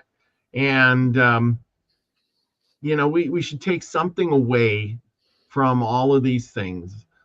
There's a lesson to be learned by all of this. We didn't go through history with, thousands of people dying to get their point across, to make changes, to change, like the frog and the butterfly, and expand to end up right back at the start, quarreling amongst ourselves because somebody doesn't believe what somebody else does and ripping our whole society apart, right? And we're just like cavemen with clubs. Well, you come over to my cave and we're gonna beat each other, and see who's got the hardest head. Well, and we're still beating each other with clubs. Well, and that's the whole thing. We went from the caveman age to an enlightened. We're supposed to be in an enlightened stage, supposedly enlightened, right? Instead of so we went from the caveman with the club to nowadays. Well, we got stun guns, and bombs, and all kinds of crazy things. But we're still doing the same, like you said, the same darn thing, only with different weapons now, with different means of getting the point across, which none of it is right. We should be enlightened. Isn't this the age of enlightenment, transformation, with Aquarius and all of that stuff? We should be welcoming new ideas and tolerating what we can, and coming up with new solutions for these things, right? Right. And seeing it's like we've been watching, these crazy people who are trying to fight with the ice agents. And what are they using? They bring baseball bats. Guess what? That's an ancient club, just like a caveman. And there are folks who sit on the sidelines and go, "Oh, look, they've arrested another one of those protests." Listen, if anybody who goes out to those events and who stands in front of one of those agents, they're begging for it. When Mm-hmm. they're begging for it, that they went there and they went out there to protest. Okay, then carry your sign. And when they say get out of the street, get out of the street. They're not doing that. They lay No. themselves down and then they turn around and bitch because they got arrested. I'm Yes. sorry. You went to the event. That right there said you were ready to get arrested because Right. you went to the event. Stay at home, idiot. Oh, but you went to the event. Now stand on the sidewalk with your camera and videotape and be peaceable. They don't arrest you for that. But all them other people who get in the street and get in their face and scream at these guys, they need to be arrested because they put themselves up for it. Yep. They're standing there. Arrest me. Go ahead. You sort of, okay. When we yank them to the ground, then they go, whoa, oh my God. You put yourself out there. Yeah, I remember. You went to the street. You went to that spot. You put yourself in that position. Shut up. Yeah, yeah, exactly. People, if you don't know what we're talking about, just look up the news. There's riots and stuff in Chicago and Seattle. There was this No King's Day, and we shouldn't be talking about much about the news, but the history reflects the future, and the future reflects the history, and we got to learn from our history. That's the whole point of this. And the simple thing is there wouldn't be a riot if the people wouldn't go out to them.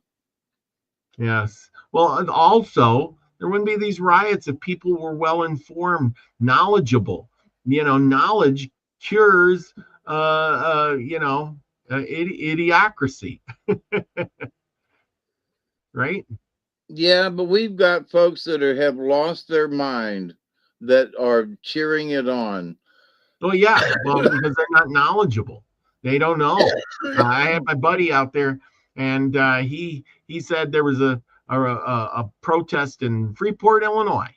And he says he talked to one, and the lady's telling him, "Well, we don't want President Trump to be the king and run for another," and he's another go around for and he says, "Well, he's still got 3 years before he can be president again anyway. Aren't you starting this a little bit early?" He's right. I mean, you're protesting because this guy might run for another term in 3 years. Maybe. You know how old he's going to be? Yeah. I mean, he would be the oldest president ever. I mean, he'll be in his 80s. Come on. If he makes it, he'll be lucky to make this term. Yep. Without dying off, Yeah, because they found that, the sniper nest near the airport. Mar-a-Lago. Yeah. And it's like there aren't any deer in that neighborhood. That's so right. I hope they find somebody, but yeah, there are active shooters out there that want to take him out. And there are folks that keep promoting it. That's what's so like, cut it out, stop it already. So I say we, that the society are the rioters, mostly the Democrats at this point, who are, are pushing for, this contrast. And okay, so we have a difference of opinion. So let's discuss it. Let's all get a cup of coffee and discuss it over coffee. Anybody got donuts? But this business of wanting to kill each other, and I had to turn Republican. I don't want to fight. You know, and I don't want to fight each other, and I don't want to start a civil war. But these people they've gotten nuts, you know. Mm-hmm. So stop being You can be radical, but without your gun. The gun is for self defense, not to start a riot. That's right. That's right. Well, with that, you got a show tonight? Maybe I got coffee on. We'll see. All right, and I'll be on this next Sunday with Nina on her channel, and and I'll probably have a show on Saturday night. We'll be talking about strange and spooky things. Who knows for Halloween? Hey, right? Right. All right. Well, with that, everyone, go out, make this a great Halloween. Get ready, enjoy the fall colors. Hopefully you've got your garden picked and put up, and you're in winterizing your house because winter is a coming. So enjoy, as Elderberry says, "Aroo!" Anyway, And it's time to just have a little bit of fun. that's right. That's right. Anyway, with that, remember, be nice to your neighbor. Enjoy, and everybody go out and be the frequency you want to receive, everyone. Love you all. Peace, everybody. Cheers.